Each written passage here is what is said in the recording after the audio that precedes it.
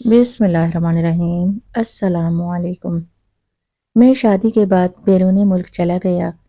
میں اپنی بیوی کو روز فون کرتا، اس سے اپنے ماں باپ کی خیریت دریافت کرتا تو وہ ٹال دیتی۔ میں غریب گھرانے سے تھا اور کمانے کے لیے باہر آیا تھا۔ ایک دن مجھے میرے محلے سے فون آیا کہ باہر جا کر اتنے خود غرض ہو گئے ہو کہ تمہیں اپنے بوڑھے ماں باپ کا بھی خیال نہیں آیا۔ یہ سن کر میں حیران رہ گیا اور بنا بتائے پاکستان آ گیا اور فقیر بن کے اپنے گھر گیا تو وہاں کا منظر دیکھ کر میرا کلیجہ منہ کو آ گیا۔ میرے ماں باپ باہر ٹھٹھرتی سردی میں پھٹے کپڑوں میں بیٹھے تھے اور میری بیوی نے ٹھیک 5 سال بعد میں نے اپنے ملک میں واپس آیا ایسا لگ رہا تھا جیسے کسی قید سے رہائی مل گئی ہو۔ ایک عجب ہی سرور رگوں پے میں دوڑ رہا تھا، مگر نہ جانے کیوں دل کے کسی کونے میں ایک ادھورا پن اور وحشت سی محسوس ہو رہی تھی۔ میں خوش تھا کیونکہ آج میں اپنے والدین سے ملنے والا تھا، جنہیں گزشتہ 5 سالوں میں نے بارہا یاد کیا تھا۔ کوئی ایسا لمحہ نہیں گزرا جب مجھے ان کی یاد نہ آئی ہو یا پھر میں ان کی طرف سے غافل ہوا۔ ماں کی بے لوث محبت، اس کے ہاتھوں کا بنا لذیذ کھانا، ابا کا پرشفیق سایہ، ان پیار بھری ڈانٹ پھٹکار، مجھے آج بھی وہ دن یاد ہیں اچھے سے، جب میں ماں کو بغیر بتائے اپنے جگری دوست کے ساتھ شکار پر چلا گیا تھا اور جب اندھیرا چھانے کے بعد گھر لوٹا تو ابا نے میری جھاڑو سے پٹائی خوب کی، کیونکہ انہیں معلوم ہو گیا تھا کہ میں نے اور میرے یار نے بنا گھر والوں کی اجازت کے اتنا بڑا قدم اٹھایا تھا۔ دراصل عدنان کے ڈیڈی اسے ڈھونڈتے ہوئے ہمارے گھر تک آ گئے تھے، تو ماں کو پتہ چل گیا کہ ہم عدنان کے ڈیڈی کی بندوق لے کر صبح سے غائب ہیں۔ پھر کیا تھا، ماں نے رو رو کر اپنی طبیعت خراب کر لی۔ ماں کو تکلیف میں مبتلا دیکھ کر ابا کو غصہ آ گیا اور انہوں نے مجھے بہت مارا۔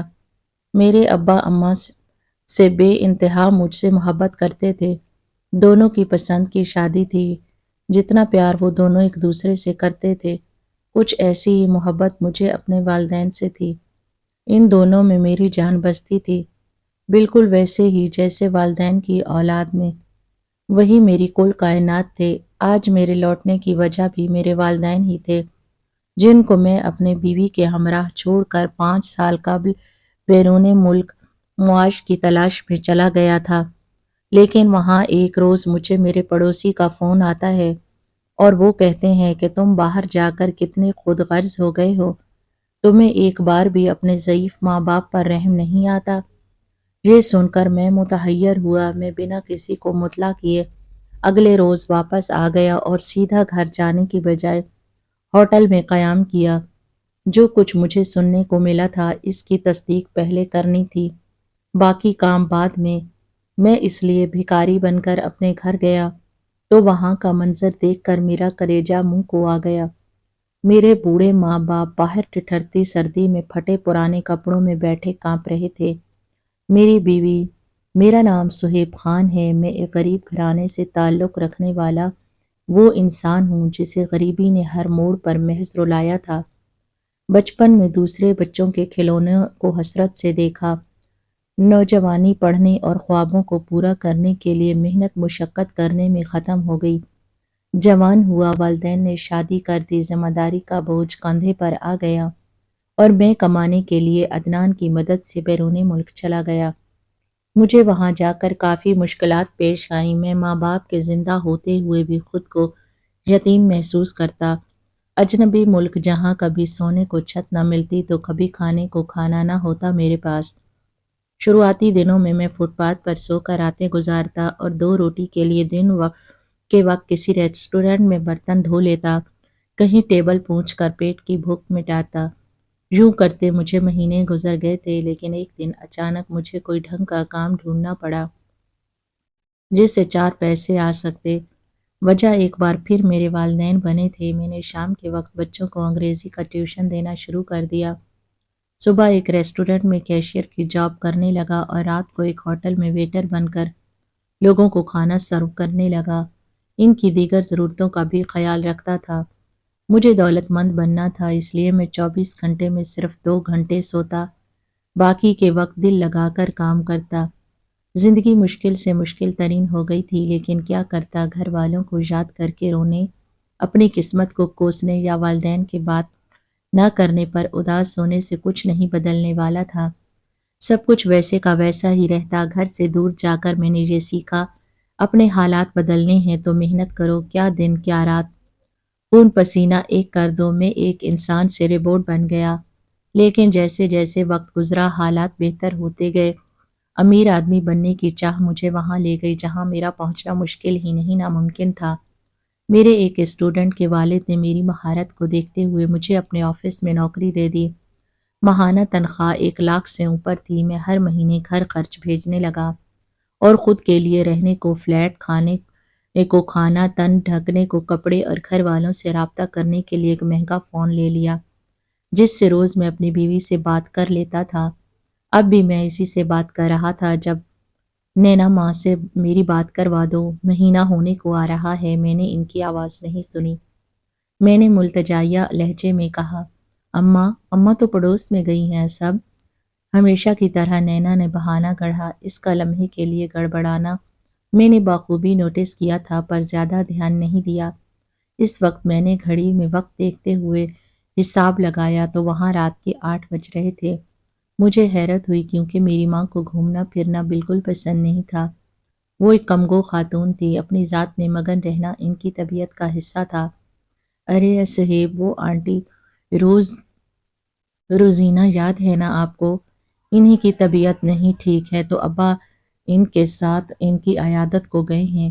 گویا اسے معلوم ہوا اگلا سوال میں ابا کے متعلق پوچھوں گا۔ جب ہی تفصیلات سے آگاہ کرتی وہ میری حیرانی دور کر گئی۔ اچھا، جب وہ واپس آ جائیں تو میری ان سے بات کروا دینا، میں نے کہہ کر تھوڑی دیر بعد کی اور باتیں کرنے کے بعد رابطہ منقطع کر دیا اور نینا نے ہمیشہ کی طرح میری ان سے بات نہیں کروائی۔ میں دوبارہ سے اپنے کاموں میں مصروف ہو کر اس سے کی گئی گزارش بھول گیا۔ وقت پر لگا کر پنچھی کی مانند اڑنے لگا۔ میں جب بھی گھر فون کرتا، اماں ابا کبھی آرام کر رہے ہوتے، کبھی کسی رشتہ داری میں تو کبھی ہمسایوں کے یہاں گھومنے کے لیے گئے ہوتے۔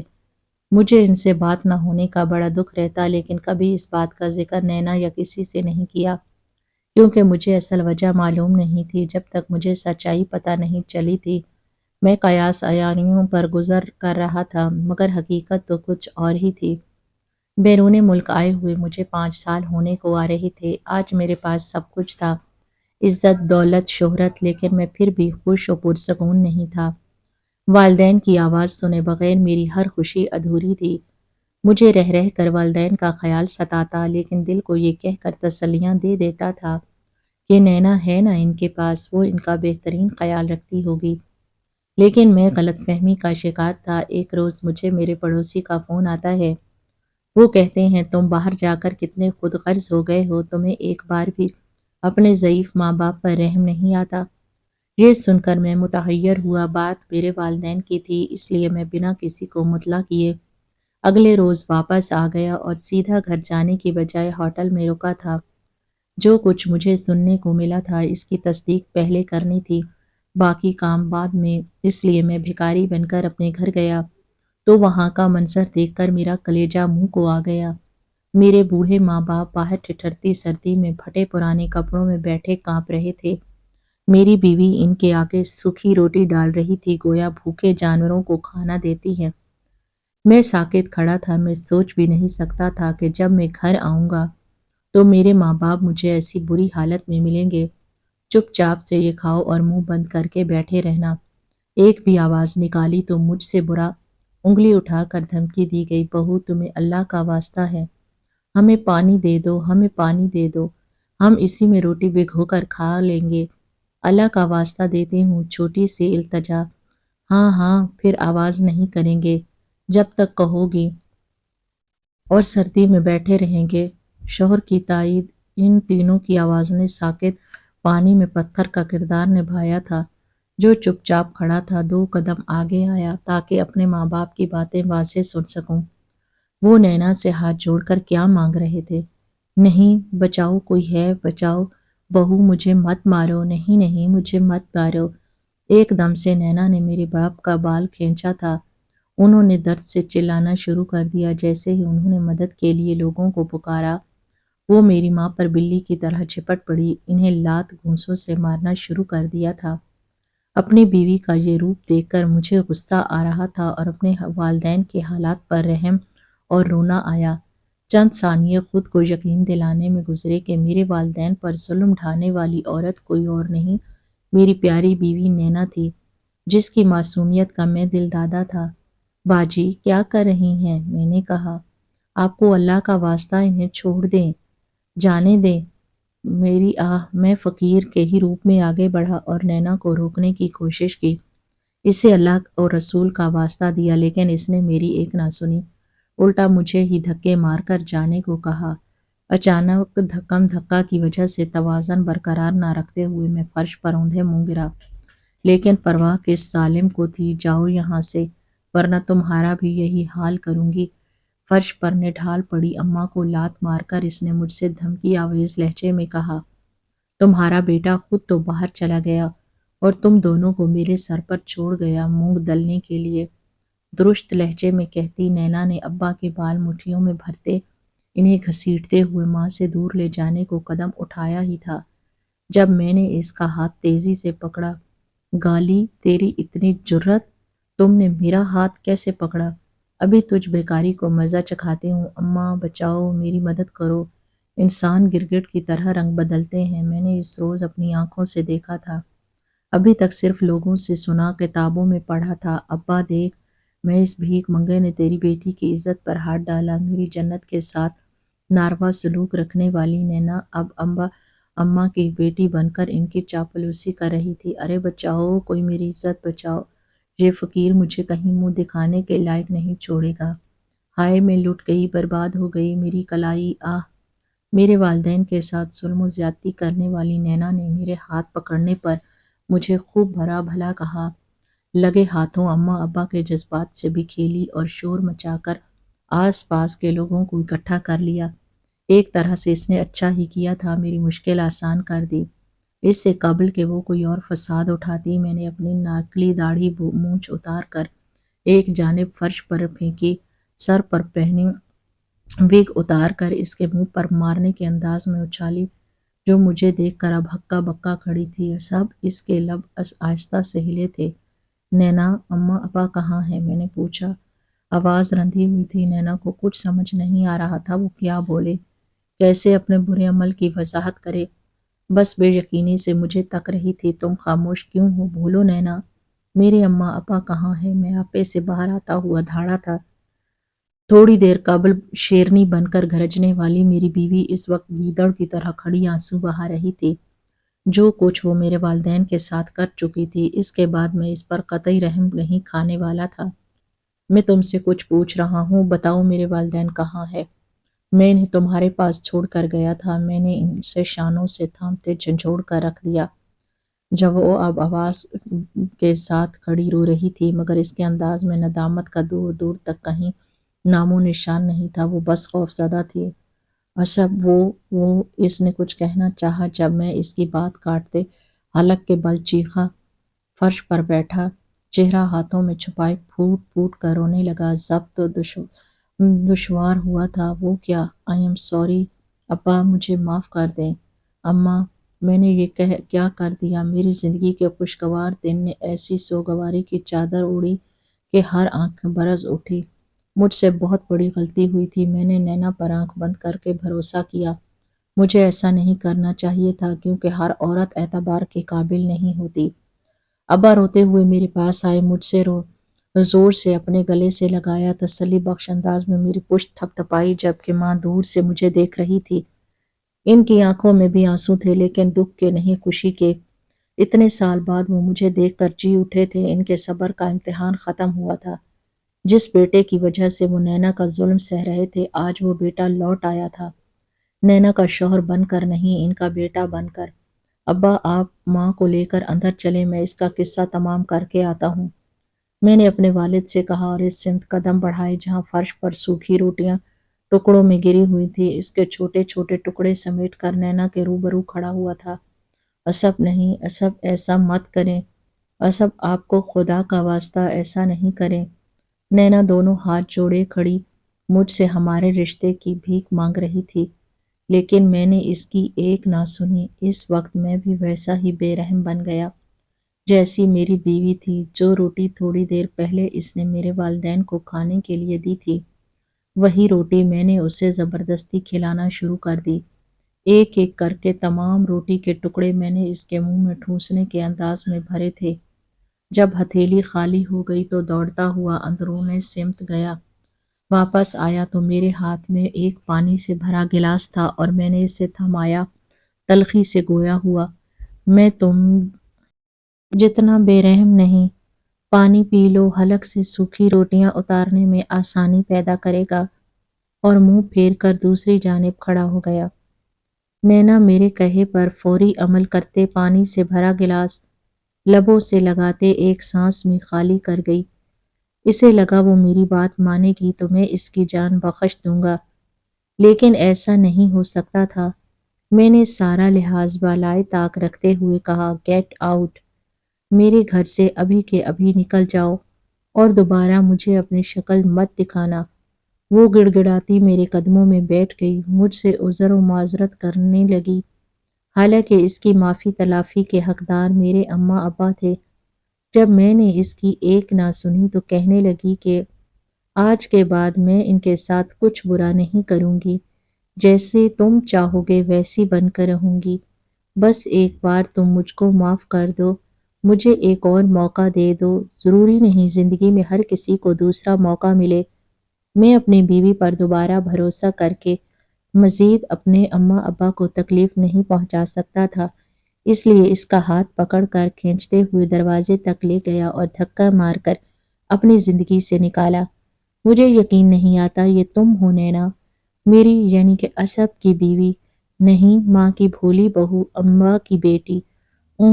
تم سے ہمارا کوئی تعلق نہیں ہونا چاہیے، تم جیسی شیطان سیرت ہمارے خاندان کا حصہ نہیں رہ سکتی، میں تمہیں طلاق دیتا ہوں۔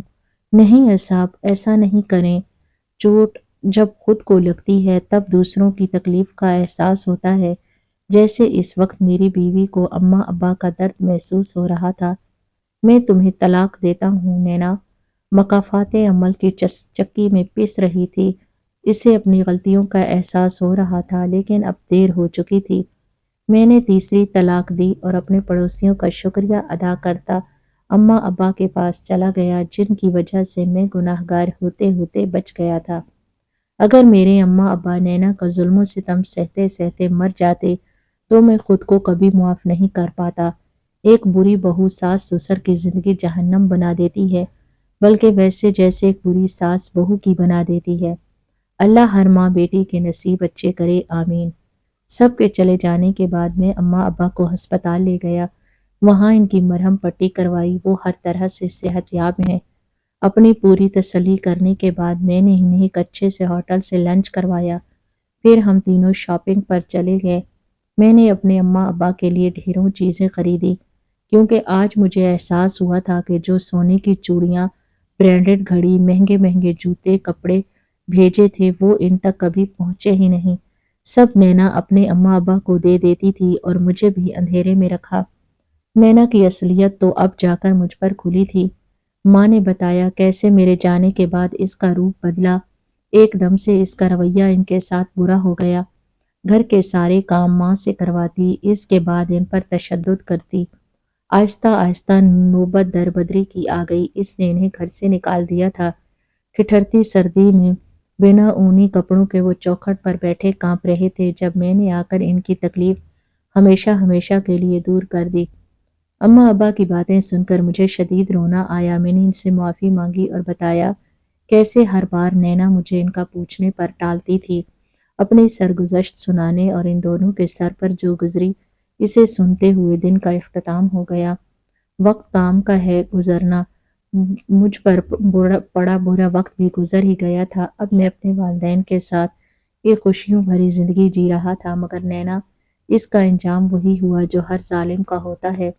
اس کے نصیب میں در بدر کی ٹھوکر کھانا لکھ دیا گیا۔ اس کے سگے بھائی بھابھی نے قبول نہیں کیا۔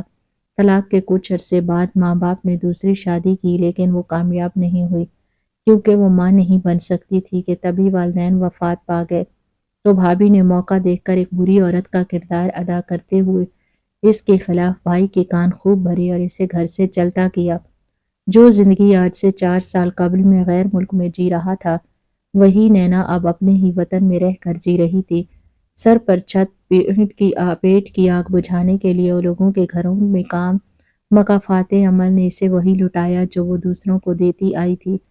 میں اماں ابا کو اپنے ساتھ ہی لے آیا تھا، جس کے بعد میری ذمہ داریاں تھوڑی بڑھ گئی تھیں۔ انہوں نے میری وجہ سے زندگی میں کافی مشکلات اٹھائی تھی، اس لیے ان کے چھوٹے بڑے سارے کام میں خود کرتا تھا۔ میں نے ان کے لیے ایک عدد کام والی رکھ دی جو میری غیر موجودگی میں ان کا خیال رکھتی تھی۔ آفس سے لوٹ کر میں ان کے لیے کھانا بناتا، پھر ہم تینوں مزے لے کر کھانے کھاتے۔ اس کے بعد کہیں نہ کہیں روز انہیں گھمانے لے جاتا تاکہ وہ گھر میں خود کو قید محسوس نہ کریں۔ یوں زندگی ہنسی خوشی گزر رہی تھی۔ جب ظلم و ستم انہوں نے میری وجہ سے سہے تھے، اس کے بدلے میں انہیں بے تحاشا خوشیاں دینا چاہتا تھا اور اللہ کے فضل و کرم سے دے بھی رہا تھا۔ بھولے سے کبھی بھی ان کے ساتھ برا رویہ نہیں رکھا، کیونکہ والدین ہی اصل جنت ہے۔ والدین کے ساتھ حسن سلوک کریں، خواہ وہ کسی کے بھی ہوں، اور ہماری ہر دعا یہی ہونی چاہیے کہ اللہ ہمیشہ ہمیں اپنے والدین کی خدمت کی توفیق عطا فرمائے۔ آمین ثم آمین۔ آپ کو کہانی پسند آئی ہو تو چینل کو سبسکرائب ضرور کریں۔ شکریہ۔